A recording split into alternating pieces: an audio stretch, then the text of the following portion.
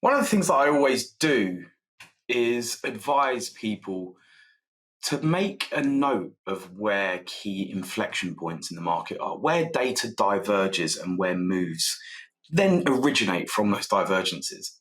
You want to think of a chart and make a note, sort of like a bookmark. You know, when you're reading pages in a book and you want to put it down, you put a bookmark in there to ensure that you know exactly where you're coming back to.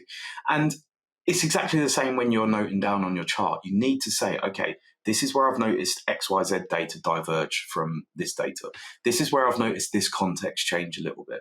So that you can create almost like a story on your chart. And so you can keep updating your view visually, because it makes no sense just to have it noted down in your head all the time. You can have a view, but make sure it's in words, because without actually writing it down, you're not solidifying that view.